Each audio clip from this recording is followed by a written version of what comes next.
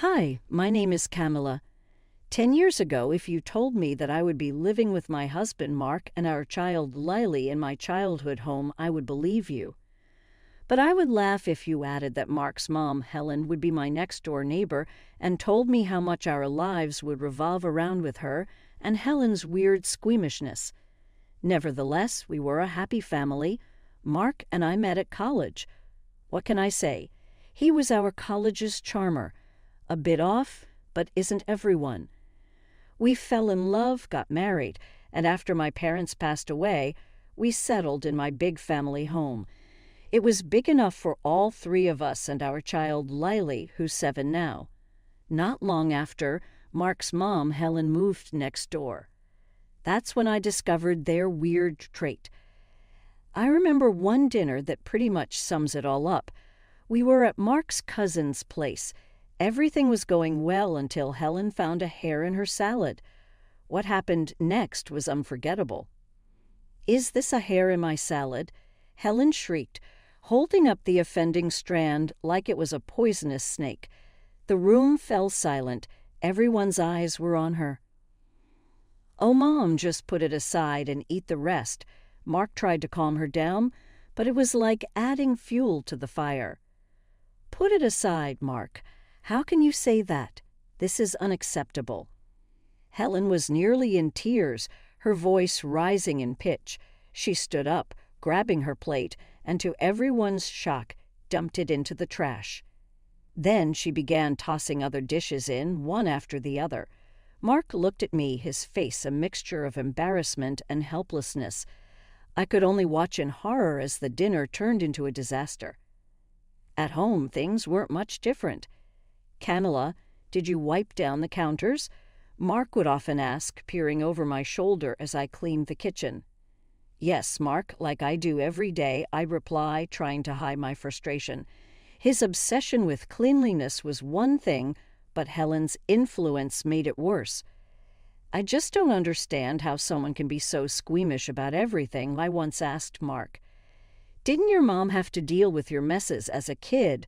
Mark shrugged, avoiding my gaze. "Dad handled most of that stuff. Mom couldn't stand it. That explained a lot, but it didn't make living with it any easier." I tried my best to keep things clean and avoid any incidents, but walking on eggshells became a daily routine. Lily, bless her heart, tried to stay out of her grandma's way. She once whispered to me, "Mommy, why is Grandma always so mad about little things?" I hugged her tight, not really having an answer. Some people just see the world differently, sweetheart. Life with Mark and his mom, Helen, next door was like living on a strange, squeamish island. It wasn't just about keeping the house clean. It was about adhering to their peculiar standards of cleanliness and avoiding anything that might set them off. I remember one Saturday morning, I was in the kitchen trying to whip up some pancakes for Lily, and Mark was hovering around like a hawk. "Are you sure you washed your hands?" he asked for what seemed like the 10th time. "Yes, Mark, I did," I replied, flipping a pancake. "And yes, the spatula is clean, and yes, the pan was washed last night." He nodded, but I could tell he wasn't fully convinced. His eyes darted around the kitchen, looking for any sign of contamination. Lily, sitting at the table, crayons scattered around her, looked up. "Daddy, can you help me color this?" she asked, holding up a coloring book. Mark hesitated, then said, "Maybe later, honey." Daddy has to make sure everything here is okay first. I felt a pang in my heart. Lily just wanted some time with her dad, but his obsessions always came first. It wasn't just inside the house either. Helen had her own set of rules. One day I decided to confront her about it. I went over to her house and found her in her immaculate living room, dusting an already spotless shelf. "Helen, can we talk?" I asked, trying to keep my tone neutral. She looked up, her eyes narrowing slightly. "What it's about this fear of germs and dirt? Don't you think it's a bit excessive?" I asked. Helen put down her duster. "Inside, Camilla, you wouldn't understand. It's not just a dislike, it's a real fear. You have to keep everything clean, or who knows what could happen. But isn't it a bit too much? I mean, avoiding family gatherings, freaking out over a hair in the food. I tried to reason with her. That's easy for you to say.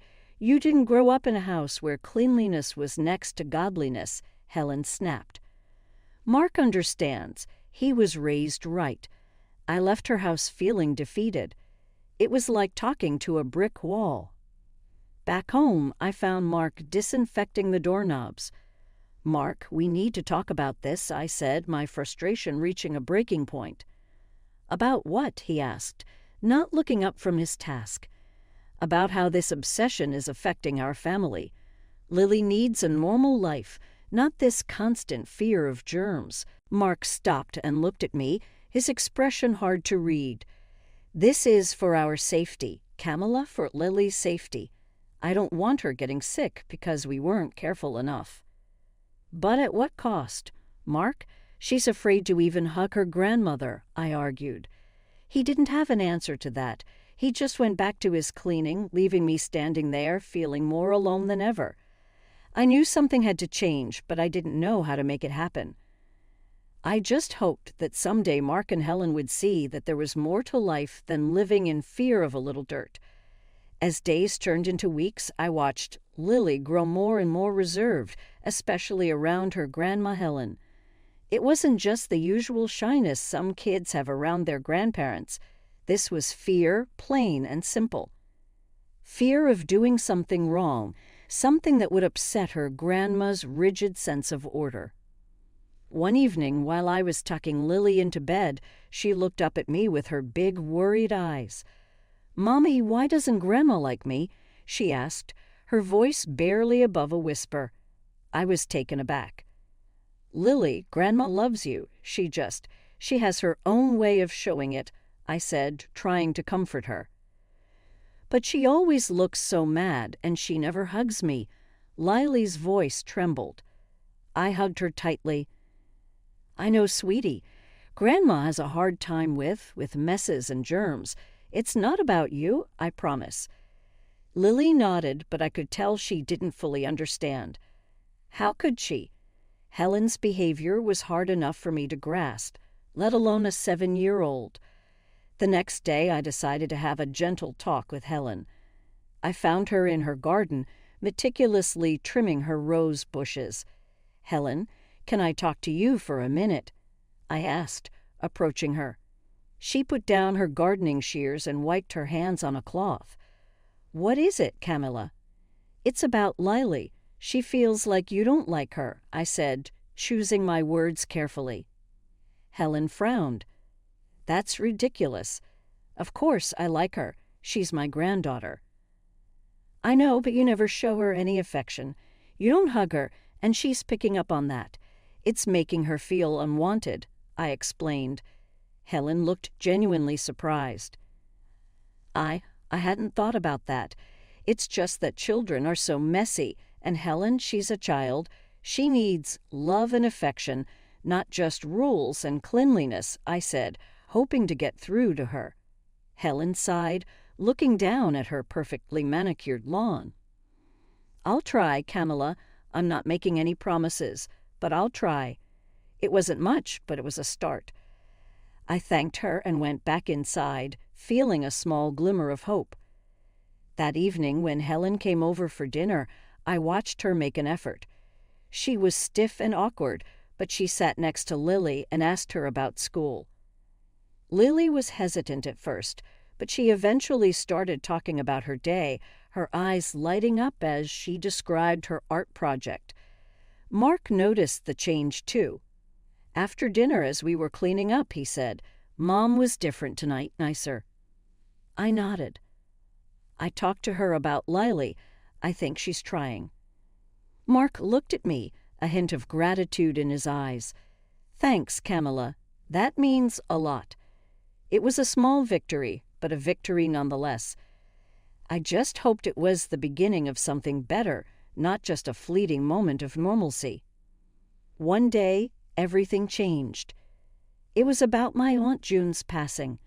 She lived in a city a few hours away, and her funeral demanded my presence. This meant leaving Lily, my 7-year-old daughter, in the care of my husband, Mark, for a couple of days. The evening before my departure, I sat down with Mark in our cozy living room, the walls lined with family photos, some of which included Aunt June. "Mark, I'm really worried about leaving Lily with you," I began, my voice tinged with concern. "You know how she is, and with your, well, you know."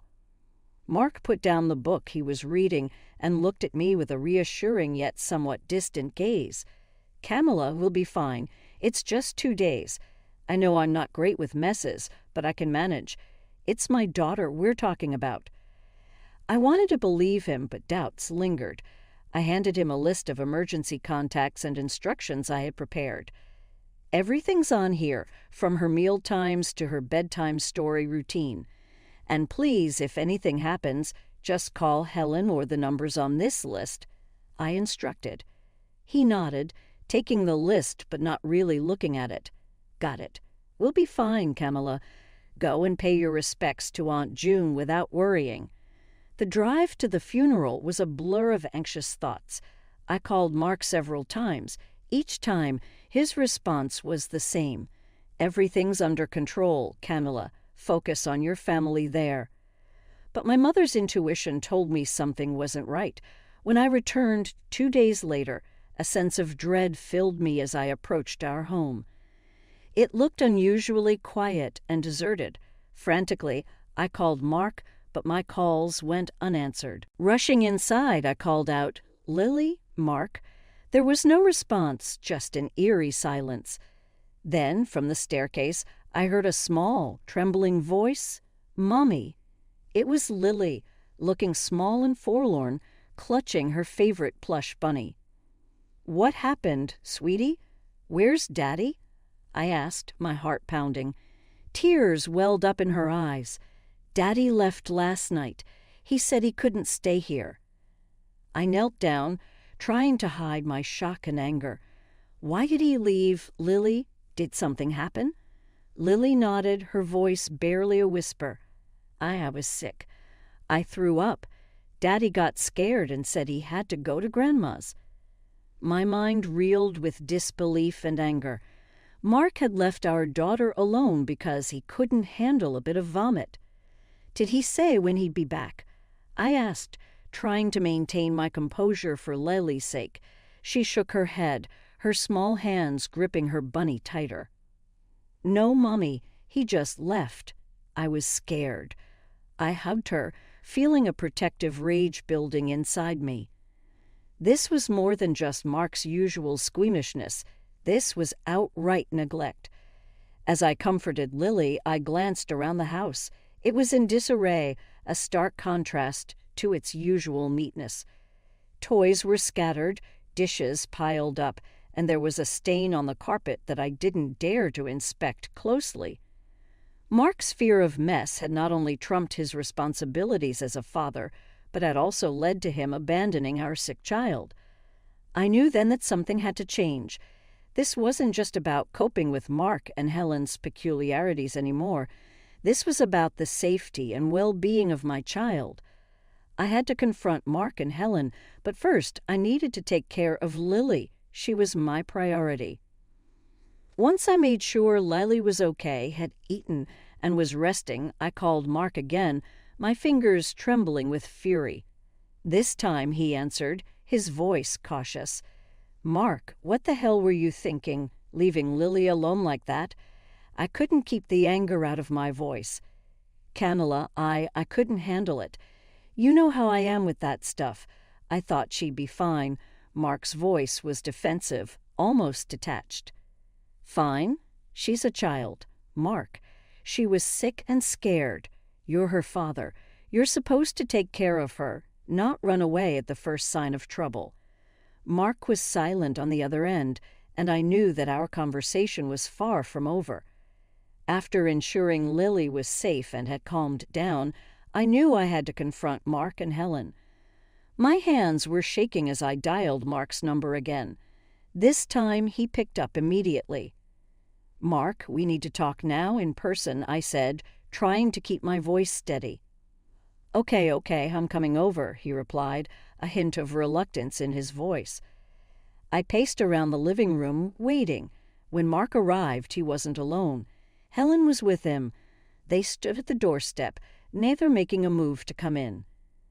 The sight of them standing there, so unaffected, fueled my anger. "What you did, leaving Lily alone when she was sick, is inexcusable, Mark. How could you?" I started, my voice rising. Mark shifted uncomfortably. "I told you I couldn't handle it.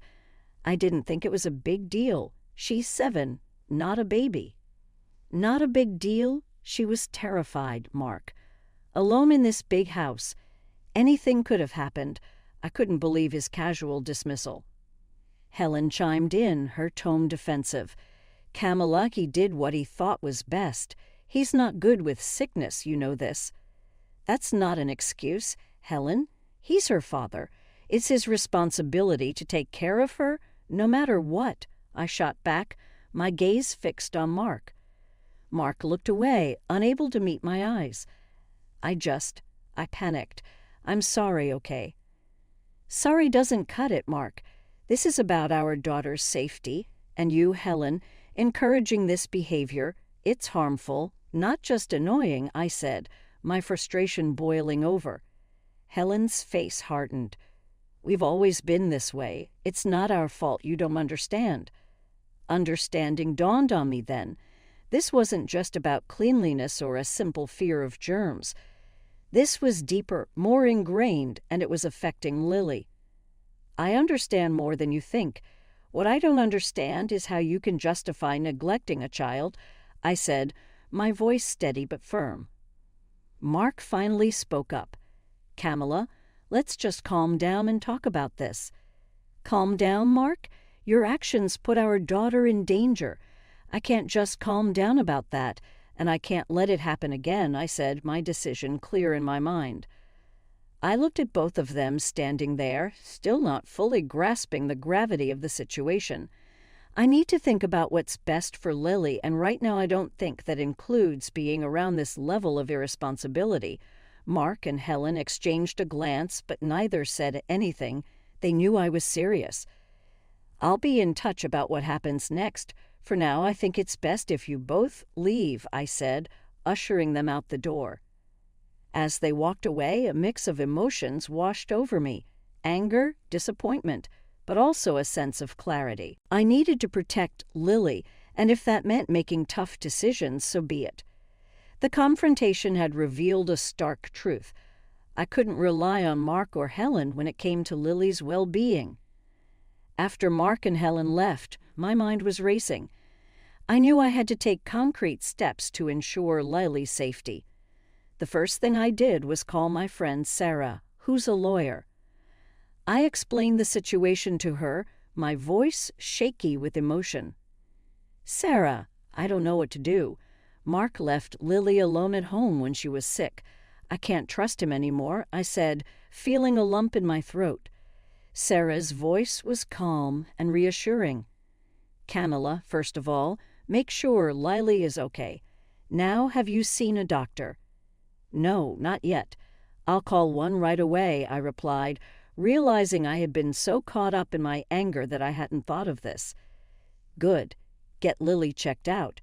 Then we can talk about your options legally. This is serious, Camilla. Leaving a child alone like that, it's not just irresponsible, it's dangerous," Sarah said. I hung up and immediately called our family doctor, who agreed to see Lily right away. Thankfully, she was fine, just a bit shaken up from the whole ordeal. The next day, I met with Sarah. We sat in her office, a small, unassuming room filled with legal books and papers. "You have grounds to file for sole custody, Camilla. What Mark did was essentially child endangerment," she explained. I listened, the weight of the situation pressing down on me. "What about Helen? She's just as responsible for this mindset of Mark's," I said. Sarah nodded. "You can file a restraining order against her if you think she poses a threat to Lily's well-being. It was a lot to take in, filing for divorce, sole custody, possibly a restraining order. It felt like my entire world was collapsing. But then I thought of Lily, her frightened face when I found her alone, and I knew I had no choice. "I'll do it. I have to protect Lily," I said, my voice firm. Sarah gave me a sympathetic look. "I'll start the paperwork. It won't be easy, Camilla, but I'll be with you every step of the way." Over the next few weeks, life was a whirlwind of legal meetings and emotional upheavals. Mark tried to talk to me to apologize, but I couldn't get past what he had done. Helen, on the other hand, was furious. She accused me of overreacting, of tearing the family apart. "You're making a mistake, Camilla. Mark is a good father. He just made one mistake," Helen said during one heated phone call. "One mistake that could have cost our daughter her life, Helen. I can't overlook that." "I won't," I replied, my resolve unwavering. Eventually, the court granted me sole custody of Lily. Mark was allowed supervised visits, but Helen was barred from seeing Lily without my permission. It was a bitter victory. My marriage was over, my family broken, but Lily was safe, and that was all that mattered. Life after the divorce and the court's decision was like stepping into a new world. It was a world where I was both a single parent and the sole protector of my little girl, Lily. The divorce had been tough, with its fair share of tears and heartache, but it was done. It was time to move forward. One evening, as I was tucking Lily into bed, she looked up at me with her curious eyes. "Mommy, are we going to be okay, just the two of us?" she asked, her voice tinged with a mix of concern and hope. "Of course, sweetie. What is it?" "Will Daddy be okay? Will he be sad without us?" Her question caught me off guard, but it was a fair one. I knelt down to be at eye level with her. "Your daddy loves you very much, Lily, and yes, he will be okay. We all will be. Sometimes people need to be apart to be happy, but that doesn't change how much we love each other." Lily nodded, taking in my words. "I love you, Mommy." "I love you too.